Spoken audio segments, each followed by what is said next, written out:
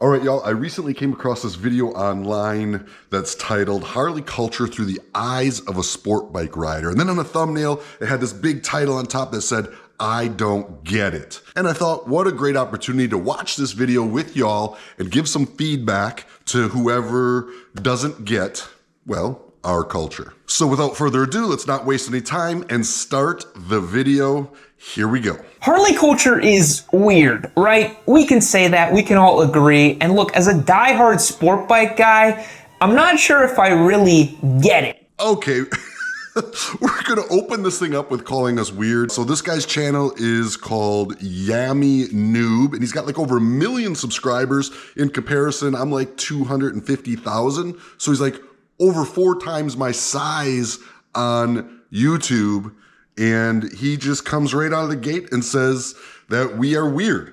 I wouldn't say I'm strictly a Harley guy. I do love Harley Davidson. I do love the brand. Of course, I ride all brands. I've hung out with a lot of people, but to say we're weird, quite a way to open up your video. All right, here we go. Let's get into it. So let's start with some personal anecdotes. What were my earliest memories of Harley Davidson as a diehard motorcyclist? Well, I actually have many of them. One of my best friends who lived on the same street as me growing up in Orlando had a Harley, and I think he also had a Goldwing if memory serves me correctly, but he was a big touring Harley guy. And I remember seeing those down my street and thinking, wow, those are pretty interesting. Like everyone else who grew up in the 90s and 2000s, I definitely saw Arnold on the back of I believe it was a Fat Boy or a Fat Bob. I don't know. He rode that bike in the Terminator movies. I remember thinking that was super cool. My second cousin's boyfriend actually had a Sportster that I rode on the back of when I was a kid. He just took me around the block and I just loved the way the motor felt and the torque of the engine. I was really little. I think I was like 7 or 8 years old at the time, but I remember being super cool. And while this may not be a Harley necessarily, I remember one time I was parked at a Blockbuster with my dad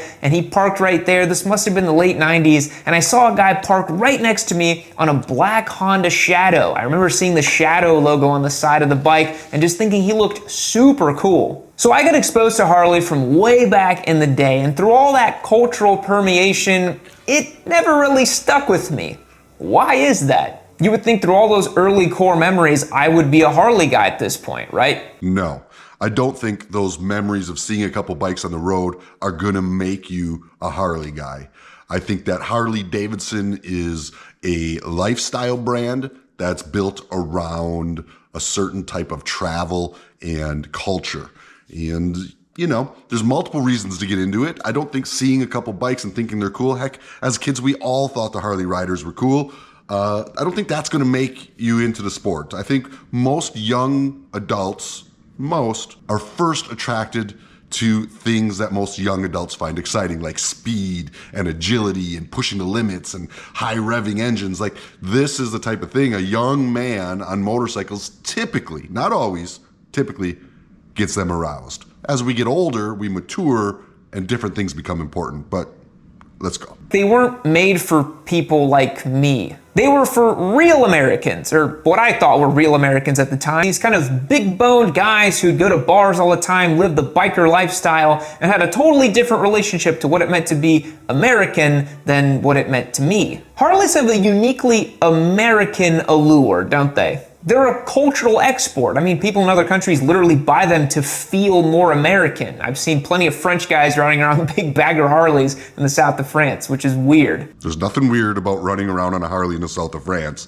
And I don't think people in other countries buy them to feel more American. I think most people are proud of their countries, Noob. I think you're looking a little too far into this American thing.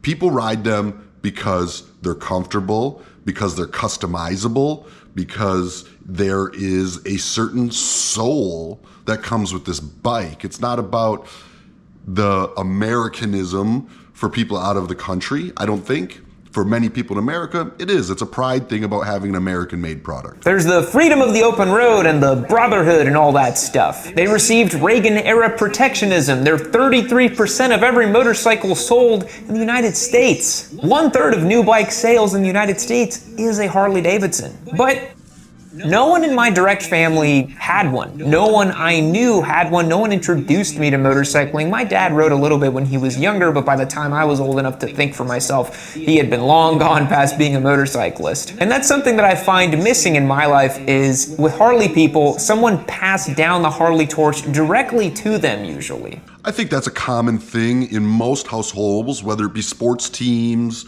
brands of cars or trucks. My dad was a Ford guy, so I'm a Ford guy. I think that's a pretty common statement, but a lot of people ride Harleys that it wasn't passed down to them. For example, I had my first experience with my uncle at a family reunion. He pulled up on a Harley and gave me my first Harley Davidson ride. But I saw my uncle on his Harley Davidson in my entire childhood, maybe 2 or 3 times. My dad didn't ride. Nobody else close to me rode Harley Davidson. So for me, it wasn't that it was handed down to me as a tradition.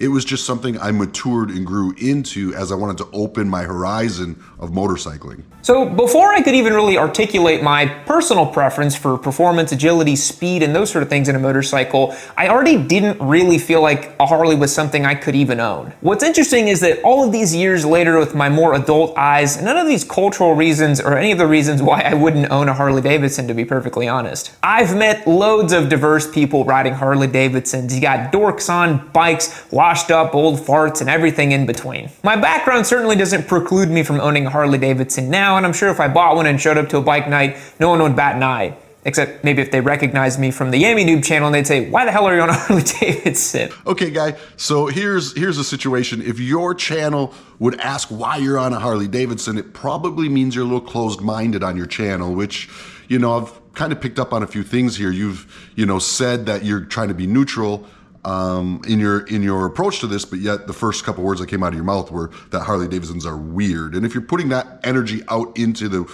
world on the internet for everybody to see, you're probably just a little closed-minded on the motorcycling. You're not really a motorcyclist at this point. You are a sport bike rider or some other type of rider, but you're not a motorcyclist, because a true motorcyclist enjoys the subtleties of all the different styles of riding. Just my opinion. What it comes down to me for Harley, from the perspective of a sport bike guy, is 3 main points. It's poor value for money. Okay, let's talk about poor value for money. How are you going to say poor value for money? Let me do a quick search here. Okay, a quick search here. I find that the MSRP for a touring model Harley Davidson is right around $25,999. And I can buy a 22 Harley Davidson. The best deal I can find close to me right now is $24,500. So that means we've got about a 10% depreciation over the last 2 years. Compare that to a Honda CBR 600, retails $12,199, and 2 years later, the cheapest one I can find close to me is $9,000. That is a 26% depreciation. That's over 2.5 times the depreciation. For most people, that is a great place to judge value. And if your bike is valuable, it's going to hold its appreciation and not depreciate as fast. So from a business perspective, I would say the Harley Davidson is actually better value. Secondly, value is very subjective in a lot of other ways, in the sense of what it brings to you. For me, my Harley Davidson will bring me across the country pretty comfortably, and I'm going to meet a lot of rad people that are part of this culture. It's one of the most welcoming communities in the entire world. That's a pretty big value to be part of that community. I would say another value point is the aftermarket supply. Customizing these motorcycles is half the fun for the people who ride these bikes. It's not so much the top speed or the agility of the bike. It's more, how much can I customize it and make it mine? Or how much can I take this bike and increase that top speed and increase the agility? Adding things like legend suspension or other customizable things. Like, that's part of the excitement of Harley Davidson, is how customizable it is. That's a huge value for someone who enjoys building and customizing bikes. So poor value for the money, I would say, from my perspective, probably one of the best values on the market.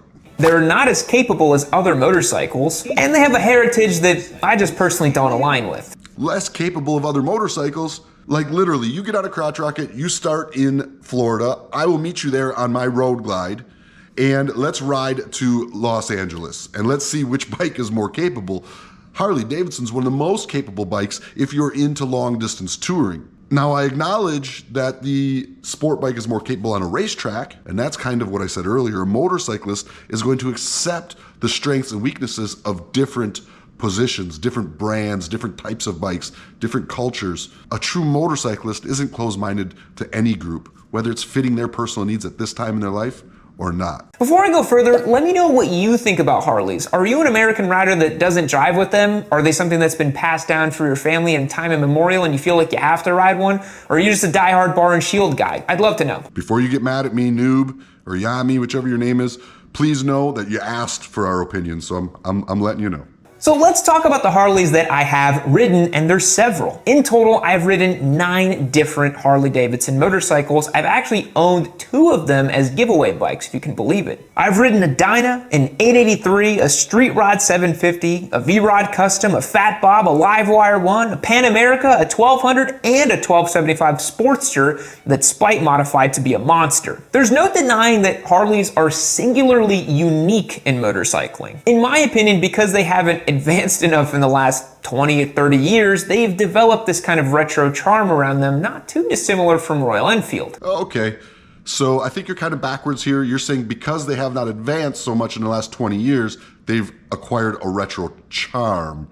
And I'm gonna say to the contrary, the brand is very aware of what their customers want, and their customers want nostalgia. So they've chosen to do their development over the last 20 years in order to fit within that nostalgia their customers want. They've tried a lot of bikes. In fact, you just mentioned a couple of them that just never took off, never did well in the market because it's not what the riders want. Not because the brand isn't missing the mark. In fact, because the brand is hitting that mark. And by the way, if you're wondering, the Sportster is my favorite Harley Davidson. There's just something about them. They're so sweet. And there's also the limitless potential of Harley Davidson as a company that can just make a Pan America when it chooses to, which is kind of crazy when you think about it. Harley is a really interesting company that could have been so much more than the company that just makes 900-pound Aran oil-cooled baggers. But ultimately, the uniquely American thing about Harley Davidson is that they chose to stop innovating in the 80s. Maybe earlier than that too. Harley Davidson did not stop innovating in the 80s. You need to do a little more research on the brand. There has been lots of innovation and change. They've come out with multiple engines since the 80s. They have come out with multiple chassis since the 80s. They've changed their suspension since the 80s. They've changed their infotainment systems, their touch screens multiple times. Lots of innovation. That's a short-sighted comment you made there, but just because their innovation doesn't align with like Japanese doesn't make it non-innovative. It's just headed in a different direction with purpose. Competing with Japanese and European manufacturers, Harley Davidson cried to the government and wanted protectionism, which, now that I think about it, might be the most uniquely American thing about Harley Davidson. Why compete when you can cheat, right? If you have a monopoly on a market. Did you just say why compete when you can cheat is the most American thing you can think of? Bro, like, do you just not like America? And if so, why are you here? I don't understand what the chip is on your shoulder for America, but that right there is quite a bold statement to put on the internet for everybody to see. That almost makes me not want to like you. Despite our differences, I was still rooting for you. That changes things for me a bit. Keep it at all costs. Like, can you imagine a world in which Harley Davidson kept trying to compete with European and Japanese manufacturers and actually made bikes that were just as good as them? We could maybe even have Harley and MotoGP, for God's sake. This guy, unbelievable. Okay, first of all, Harley doesn't want to be in MotoGP. Earlier, you just said Harley is responsible for 33% or 1/3 of all motorcycle sales in America. It sounds to me like they're competing pretty well. In fact, not only competing, but winning. I just think you're missing the point here, man. I think you said it well in your title. You just don't get it. Hopefully after watching this video, you will get it. I think Eric Buell was the closest we ever got to that. As a side note, one of my favorite things that Harley Davidson guys tell me is that I need to ride the right Harley. You never hear this from Yamaha, Ducati, or any other kind of fandom, but for some reason, if I ride a Harley, they tell me I need to ride the right Harley. Like, you'd never see a video with a guy riding MT-07 in the comments saying, you need to ride the right Yamaha. I just think it's fun. Well, buddy, you're kind of coming across a bit pompous here. And let me tell you something.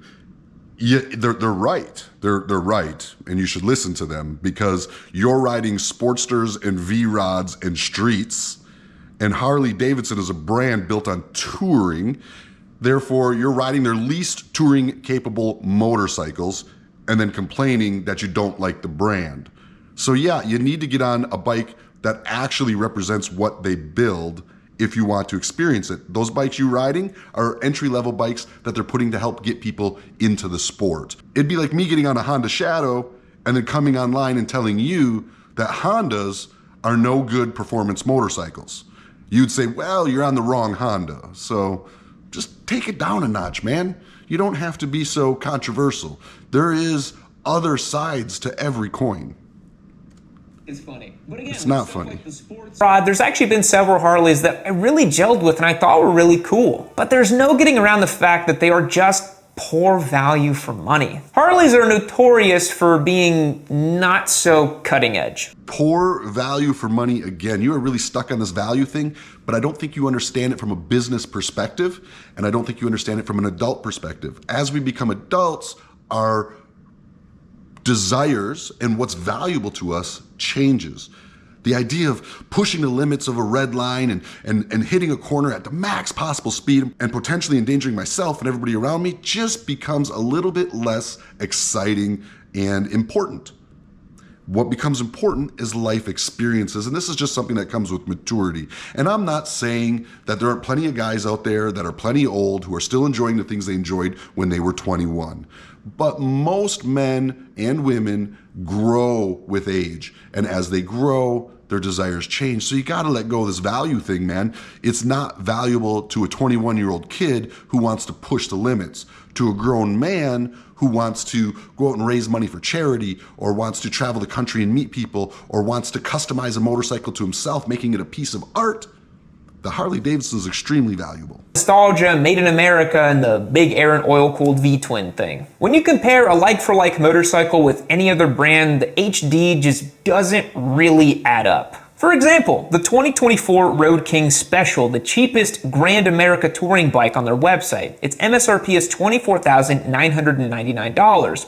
You get a big air and oil-cooled twin that's 1,868 cc's. It makes 95 horsepower and 122 foot-pounds of torque. And from what I could gather looking at pictures and the specs, this thing is absolutely bare bones. There's no tech, everything is an optional extra, and I don't know, it looks kind of lacking when you consider that a 2024 Goldwing has its number in pretty much every category. The Goldwing is $299 cheaper at $24,700 MSRP. It has an 1833 liquid-cooled flat 6, so you're getting 4 extra cylinders with 125 ponies and 125 foot-pounds of torque. Bog standard, it's loaded to the gills with tech, and in my opinion, it's the pinnacle of touring. Only recently...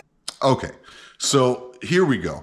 You are 100% correct in the fact that the Honda Goldwing will outperform in a speed and agility situation the Harley Davidson. It will outperform. It is a better riding bike, and there's lots of other brands out there that if you're just looking at a bunch of computer technology and you're just looking at top horsepower and top lean angle and all these things, if that's your idea of motorcycling, there are bikes out there that will outperform the Harley Davidson, but that doesn't make it better.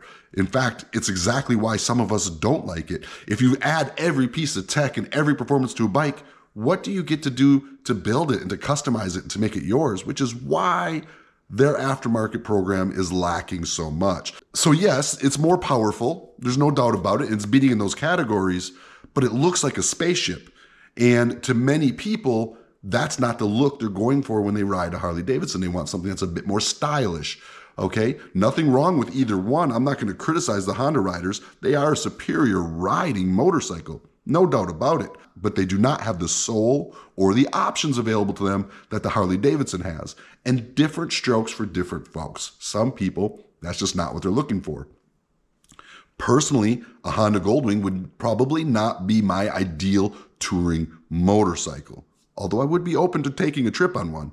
Has Harley been able to compete with value for money with something like the Pan America, which I think is a miracle they were able to price it the way that they were. It competes right there with the new BMW R1300 GS, and I actually think it is good value for money and competes in the category. But when you look at basically every other motorcycle in their lineup, it's not really good in terms of value for money. It brings me to point 2. You still don't know what value for money is. You keep saying that over and over in this video, and you are so lost. You're looking at it through the lens of a young man. But the vast majority of people buying these bikes are not young men. They're men who have a different sense of value. They're just not as capable as normal motorcycles. They're extremely heavy. Normal motorcycles, this guy says.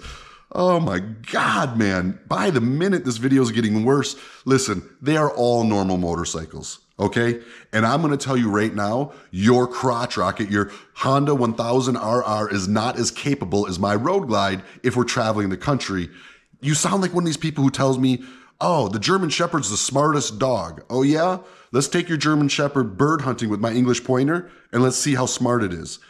Different situations qualify different things as good. You are just bashing on Harley here, meanwhile trying to talk out of the other side of your mouth saying that you actually respect them. Have very limited ground clearance, and that's not even to mention the limited horsepower on tap. You do get a lot of torque though, but again, you're gonna need it because these things weigh like 800 to 900 pounds. They're lumbering, unwieldy to ride, and overall can be a bit of a hassle. They do pretty darn well slabbing it up straight in a line, just going down the highway, but there's plenty of bikes that can do that. Any new sport touring bike is gonna crush that task. I mean, think about the Yamaha Tracer 9 GT. That'll happily crush miles going straight, and it's a whole lot more exciting to ride. And it's cheaper and lighter. The King of the Baggers category even proves that with proper factory race support. Look, these bikes were never designed to be raced, and so when you look at the King of the Baggers bike, they are wildly far and away from what the street motorcycle is. Yeah, that's kind of the point. It's about modifying these bikes. This is what a lot of people do. In fact, I run some of the parts on my bike from like Trask Performance or Kraus Moto, or, I run some of the parts on my bike that they're using in these races. And that is the point, right? It's about customizing these bikes. You're trying to say that it's a bad thing because, yeah, they can race, but only if they're highly modified. That's kind of the point. But with Kyle Wyman aboard the factory HD King of the Bagger bike, he did a 128.58 around Laguna Seca, which in truth is ridiculously impressive.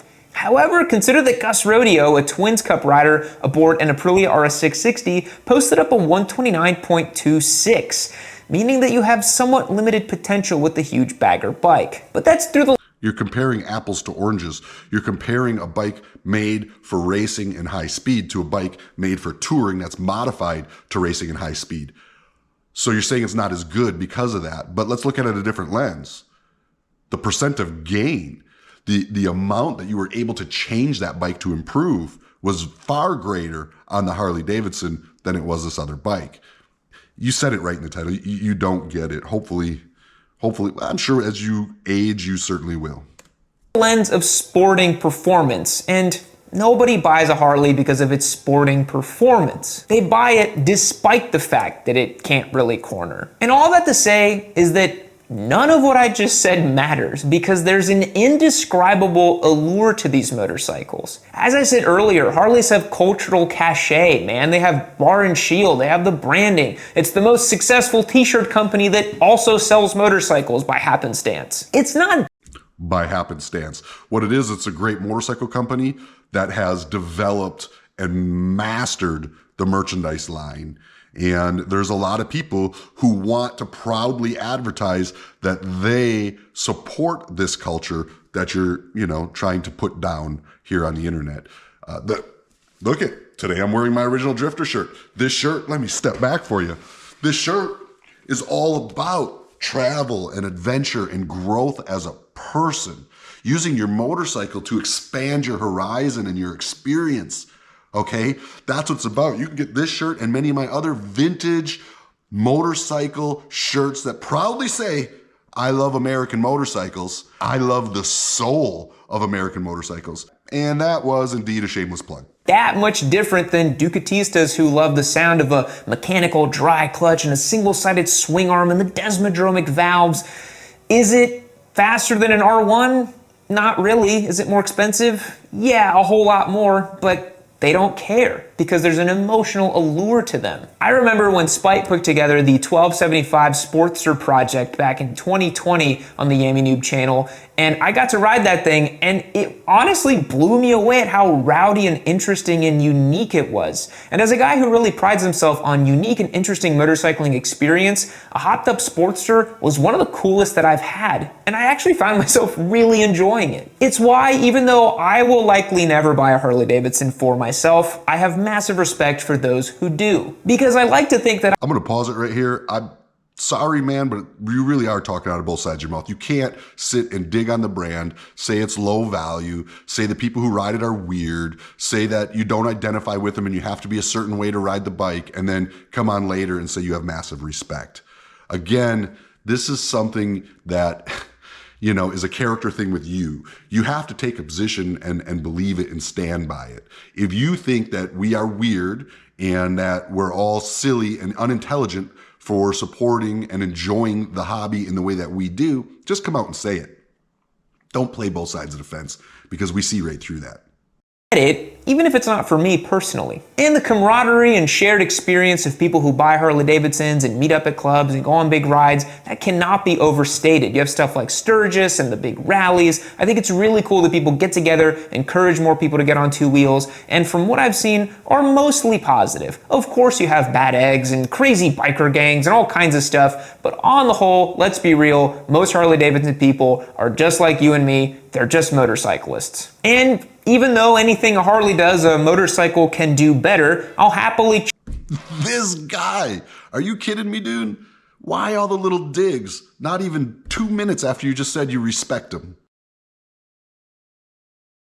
Chuck a biker wave to any Harley I see coming on the way on the highway. And if Tail of the Dragon footage has taught me anything, it's that some Harley riders can really get it too. But remember, don't drag that rear brake too much because you're gonna fishtail and lose control. So guys, that's my analysis of Harley Davidson as a dyed-in-the-wool sport bike guy and a guy who probably won't ever own one. I have massive respect for these bikes. I think they're really interesting, and I'd like to see Harley Davidson do a little bit better in our current market because they are the home team, and I think it would be pretty sweet if we get some newer modern bikes and more competitive pricing. How about a Harley Davidson beginner bike? Maybe we'll get the Bronx. We won't get the Bronx. I'll catch you.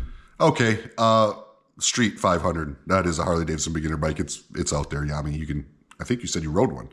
Anyhow, listen, man. You kind of changed my opinion on you through this video, and in the end, I'm disappointed, man. I'm almost embarrassed for you to have this on the internet.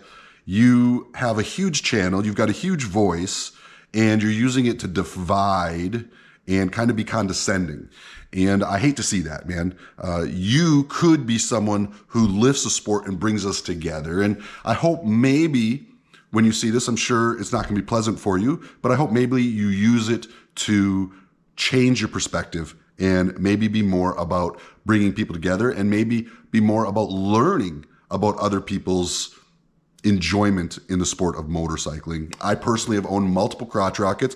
My first bike was a Kawasaki. My second bike was a Honda CBR 1000. I get it. I loved those when I was a kid. I loved the adrenaline rush, but as I grew older, I started to want to travel further, meet more people, pack down a bag, go camping, go on an adventure that lasts a week long. And these are things you'll never be able to do comfortably on your sport bikes that you sat and compared to Harleys to this entire video. So, I just think that to you, Yammie Noob, man, I hope this opens your eyes a little bit, man.